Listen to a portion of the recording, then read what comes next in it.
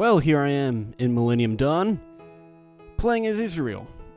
Now, there is some conspiracy going around about whether or not Jews control the world through clandestine matters. I'm not going to comment on such conspiracies. What I do know, however, is that the Jews don't control physically all the land of the world, but I'm here to change that, because we'll be doing Israel world domination, perhaps? Which means to start off, we're going to have to complete the totally legal and legitimate occupation of Palestine. You know, the international backlash from this has not been as great as I thought it'd be. In fact, I think the world tension actually went down after this. I can choose my policy on Taiwan. Obviously, I'm going to recognize Taiwan just for the fun of it. Syria is a very unstable nation on our northern border, so we're going to have to occupy it to bring peace and stability to the nation. Trust me, it's for their own good. You would think a nation that just fought in a giant civil war would actually have good soldiers, battle-hardened veterans that would know how to fight in a war, but we've pretty much run right through them with no effort at all. There we go. Don't worry, citizens of Syria, you will be safe and sound under Israeli occupation. Trust me, just ask the Palestinians. Look, God promised us Canaan in the Bible, so as far as I'm concerned, Lebanon is included in that, and therefore is rightfully mine. Lebanon? More like Lebagon, am I right? Ha ha! Got him! The Kingdom of the Netherlands has left the European Union, and it looks like Belgium, also a kingdom, has left the European Union. The Low Countries are going high places. By the way, I should make it known that I'm using the Coring States mod in order to simulate the removal of unwanted peoples and replacing them with Jewish settlers. So now it's time we declare war on the Hashemite kingdom of Michael Jordan. Not even the GOAT himself could stand up to the Israeli army. Hungarian Empire leaves the European Union. This is a pretty schmuck empire, Hungary. They have, I guess, a descendant of Miklos Horthy as their ruler. But, overall, I'm not impressed. Kurdistan, more like Turdistan. Someone please kill me. I feel kind of bad. The Kurds just fought and won their independence. They had a good run, at least. 2 years almost of independence. But hey, the Zog machine marches on. So I became a nationalist, you know, nationalist Jews and all. But like, why does my leader have such a tiny head compared to the rest of his body? So this war is justified because I'm tired of my northern border just looking like a giant dick. And so I have to fix that. Plus, on top of that, we get access to Iraq's huge oil reserves. Will be just like the United States back in 2003. And if you didn't believe that, well, I guess you could say you've been living under a rock. Ha ha ha. I am literally tying the noose right now. This just in, North Korea has converted into a democracy. They've gotten rid of Kim Jong-un. And it's actually kind of a cool looking flag, to be honest. At first I thought about going for Saudi Arabia next, but then I thought, you know what? Kuwait. And I do believe that is an extra 408 oil heading for the reserves. Well, next up is in fact Saudi Arabia, and they actually converted to a democracy just like North Korea, and their new leader, he looks like a guy who can't quite remember if he left the stove on before he left home. And Australia, of all places, has gone communist, and their leader is just some asshole wearing a polo shirt. Just some guy.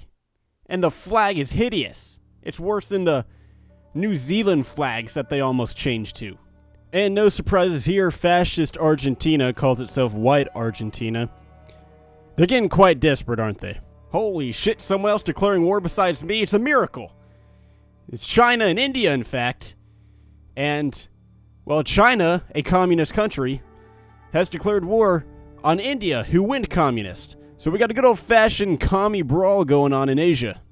So I think it's about time we join in the fun. Let's get the war with Saudi Arabia underway. So with the conquest of Mecca by Israel, I think I will have offended 1.5 billion people in the world. I never thought I'd get this far, to be honest. It's quite an honor to be able to offend so many people at once. You know, it's something I've worked for my whole life. And I'm glad that I can claim to be the most hated person in the world now. Oh my goodness, China just went in India.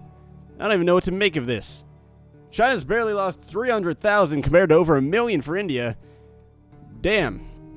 So all China did after the peace deal was change India's government back to what it was, which was the communist guy, and then they took one province. I'm sure millions of Indian citizens died, over 1 million soldiers died, hundreds of thousands of Chinese died, all for one province. I've never been more proud in my life. You see, Hungary, this is what a real empire looks like. If you want to be a real empire, you have to annex all the oil wells. Taiwan, no! I trusted you! I recognized you when no one else would! And what have you done? You've bent over for the Chinese and made your leader hippie Jackie Chan. I don't have a pun for Qatar, so here's just a clip of me annexing them. So before I was just playing the game normally. I didn't have any mods besides the coring stage, but I got tired of that. It was taking way too long to justify any war goal. So I installed a mod that lets me justify any war goal I want immediately. And now, the gears on the Zog machine will get moving at like 500 times the pace now. I guess in this situation you could say, do bye Felicia. Oh man, this one looks like it's gonna be pretty easy.